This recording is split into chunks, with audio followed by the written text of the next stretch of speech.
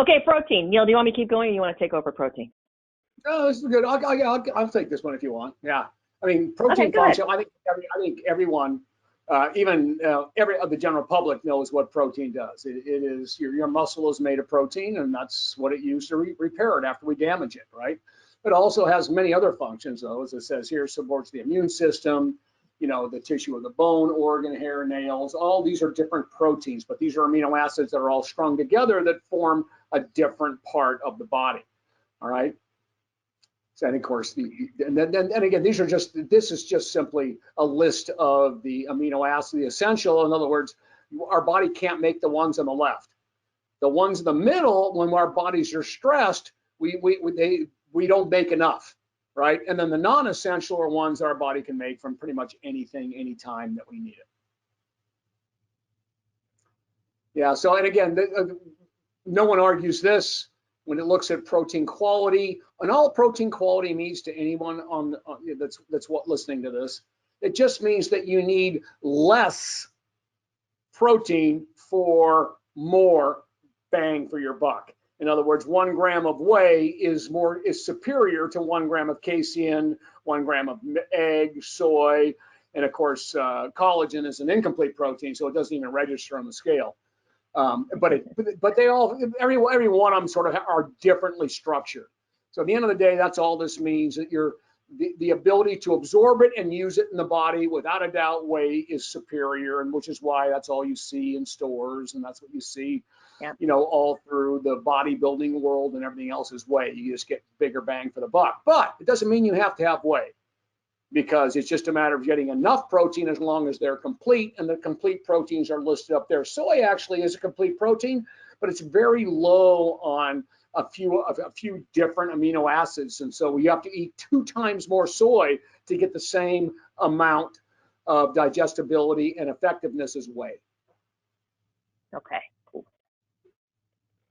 And these are your protein sources. Obviously, on the left, you can see this, and it's like, I know you know this, but it's a nice reminder, you know, to everybody here. You look at the left. Obviously, you want lean, because there's nothing wrong with red meat.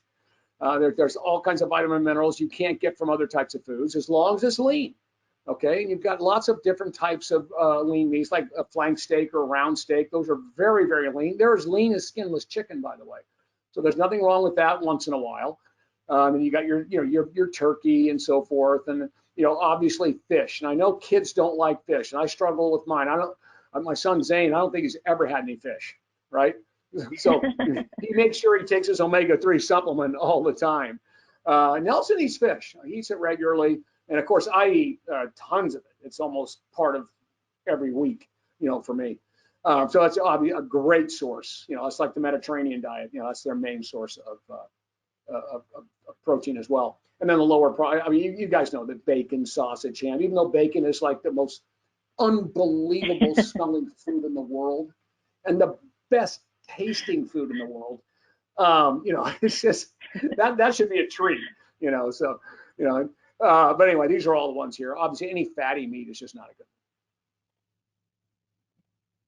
one. Oops. Somehow Sorry, we got Neal. back to the first. Okay. Oh, there you go. That's okay. Yeah, I don't know. Okay. So, and then if you guys would just maybe take inventory for the kids you're working with, this is the stuff you'll see that's more common, like in snack bars and things like that, right? So you want to just take inventory. They're selling food, and they got to sell it, and that's what attracts people. So that's why we've got to get, at some point you got to say, hey, listen, this is what you do at home, and the other thing, every once in a while, like we talked about, you go ahead and treat them to fish and chips or whatever they want. Yep. Okay. Yeah. Keep going, Neal. Yeah, this is something I want everybody to understand. Veganism has become very big. So I'm not talking about vegetarianism, because vegetarian can be lacto-ovo. It means you can have milk and eggs and things like this, and that's all good. But one thing to be very careful here: protein sources from plants. There's a bunch of different. There's a few issues with them. First of all, there are no complete ones. Soy is the only one that can, and still have to eat twice as much to get, from animal than you would get from animal protein.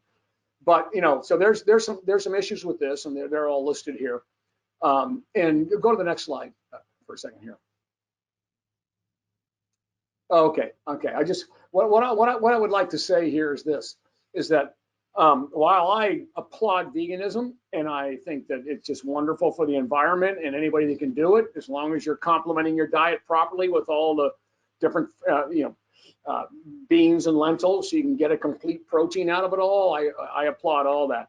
But on a growing child, it can be very, very difficult. So I would warn or at least caution any parent that tries to raise a child, especially going up before puberty finishes, to do a vegan. It's not a natural thing for human beings.